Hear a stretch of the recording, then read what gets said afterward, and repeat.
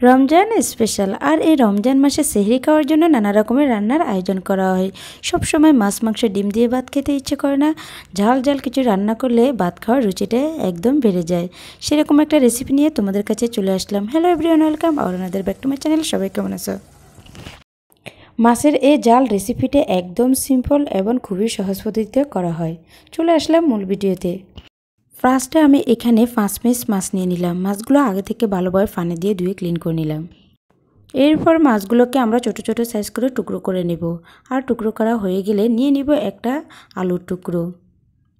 নিয়ে নিব 4 থেকে 5টা মোটা করে কেটে নেওয়া এক বাটি পেঁয়াজ কুচি। সাথে নিয়ে নিলাম একটা রসুনের 4 থেকে 5টা কোষ। এই গোটা রসুন ব্যবহারের ফলে রান্নার টেস্টটা দ্বিগুণ বেড়ে যায়।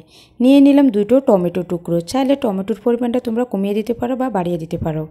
চুলায় একটা ফ্যান বসিয়ে দিলাম আর তার মধ্যে দিয়ে দিলাম পরিমাণ মতো তেল। তেলটা গরম করে নেওয়ার পর দিয়ে দিব মোটা করে কেটে নেওয়া পেঁয়াজ কুচি এবং রসুনের কোষ। পেঁয়াজগুলো নরম করে নেওয়ার জন্য এখানে অ্যাড করে নিলাম 1 চামচ লবণ। দিয়ে দিব 1 চা চামচ আদা এবং রসুন বাটা। আরও অ্যাড করে নেব 4 থেকে 5টা ফেটে নেওয়া কাঁচামরিচ এবং আদা রসুন পেঁয়াজের সাথে ভালোভাবে মিক্স করে নেব। প্রায় 2 থেকে 3 মিনিটের মতন ভালোভাবে ভেজে নিতে হবে। ভেজে নেওয়া হয়ে গেলে এখন দিয়ে দেব 1 চা চামচ হলুদের গুঁড়ো, 1 চা চামচ মরিচের গুঁড়ো। চাইলে তোমরা গুঁড়ো মরিচের পরিমাণটা কিন্তু বাড়িয়ে দিতে পারো। এখানে যেহেতু আমি কাঁচা মরিচের পরিমাণটা বেড়ে দিলাম, তাই গুঁড়ো মরিচের পরিমাণটা পরিমাণ মতো দিলাম।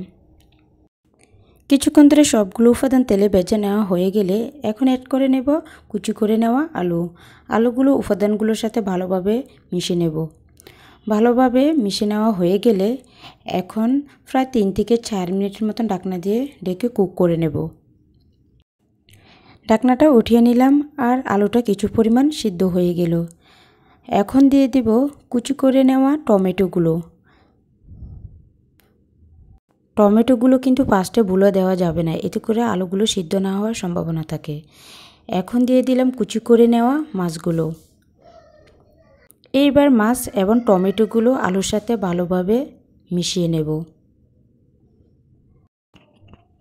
ভালোভাবে মিশিয়ে নেওয়া হয়ে গেলে 3 থেকে 4 মিনিটের মতন ঢাকনা দিয়ে ঢেকে কুক করে নেব।